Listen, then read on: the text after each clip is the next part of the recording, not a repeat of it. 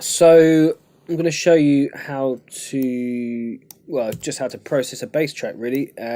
It's kind of a 6/8 groove, cleanly played through a nasty old amp, mic in the room. So there's a little bit of bleed. It's a good sound from source, but I just felt I could push it a little bit further. So this is it clean.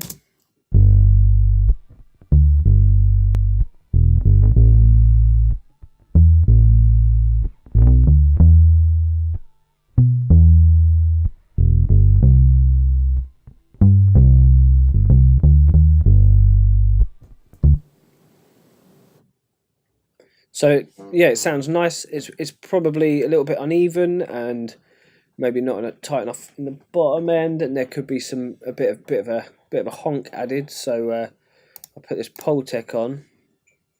I've boosted and attenuated at 100, which feels weird, but it kind of tightens up the low end. I don't know why. And then I've boosted around 3K with a kind of broadish bandwidth. So have a listen to that. So without.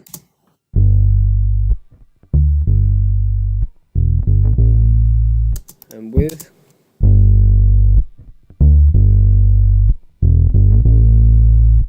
So it's definitely, you can hear it's louder for one thing, but it's definitely warmer, and you definitely pick up a bit more pick and a bit more string noise. So then to level it out a bit, I whacked on a 1176 with a slowish attack and a fast release, so that will let the attacks through, but bring up the sustain. So have a listen to that.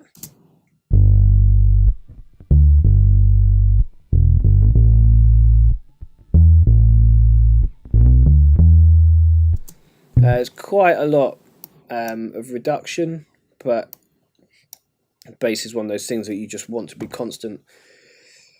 The notes change quite a bit. Compression helps to even that out as well, especially after an EQ. So next I wanted it to poke through the mix a little bit more, so I just copied exactly the same settings onto another channel, added a gate before just to get rid of the noise in the gaps, and then I thought I'd distort it a bit. So I added this Ibanez Tube Screamer, which is nice. I'll use another one of UA's guitar pedals in a sec. They're nice. They've got a nice analog tone. So let's have a listen to that.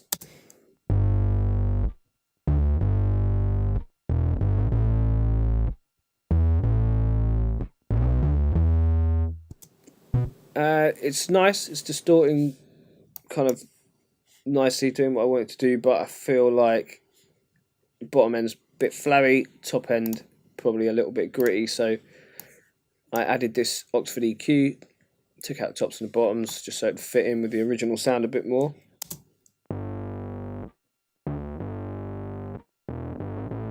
So that's like that, so that's in with the bass, so I've mixed it in on a separate channel. It sounds like this.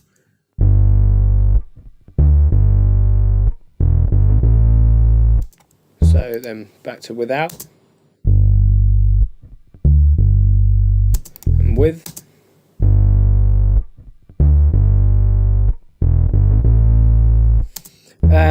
So they both go through to their own bus called bass, which is here. I just feel like it just needed a bit more fatness. That's a technical term. So I added the oxide tape, which I find gives a great bump to the bottom end. So this is without. And with. It's definitely subtle, but it's that kind of low mid to low kind of warmth. It's almost like wrapping it in a duvet. And then next up I use this Voice of God. So normally with this I'll boost the amplitude right up, search for the frequency until I kind of find what I like, and then bring the amplitude back down and just kind of mix it in. So this is without it. and with.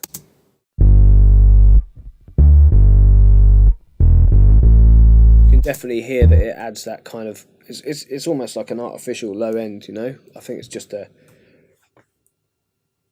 high shelf on an EQ with a bit of a bump, so it cuts out the real low and then just gives you that boost.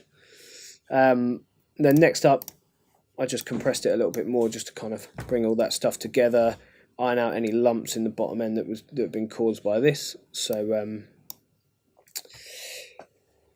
fast-ish attack, but tube tech's quite, it'll let quite a lot through anyway, and a fast-ish release. So here we go.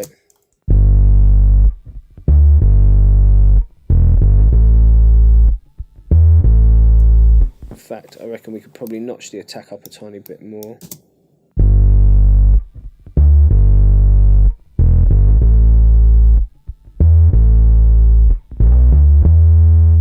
So that sounds kind of cool, but I just thought I'd push it one more stage. So I did a send to another distortion channel. I don't know why I didn't do the send here. It's just a flow that I was in that day. You know, sometimes you just do stuff without thinking about it. So on this, I've got the gate again, and then I've used this Bermuda effects pedal, which is pretty nasty. You'll hear it. So this is it.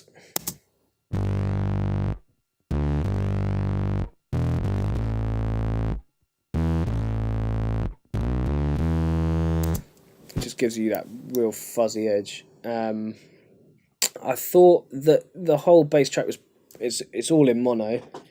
Figured just to give it a little bit something interesting, I'd widen this.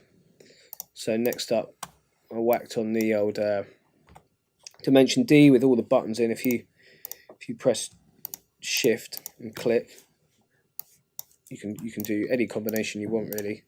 But I like all buttons in. It's quite nice. So let's listen to that.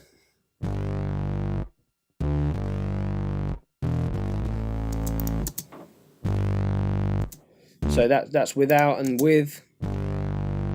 It just gives you that bit more top end fuzz and a good width. Almost sounds like a Muse record, even though it's clearly not.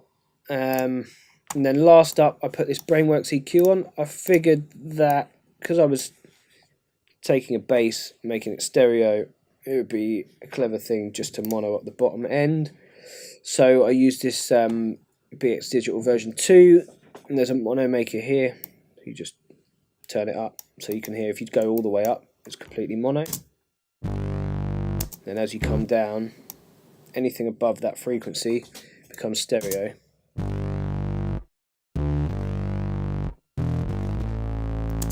I just leave it somewhere around there, and it stops your bass flapping around. So let's have a listen to that.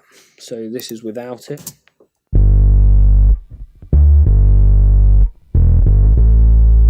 And with.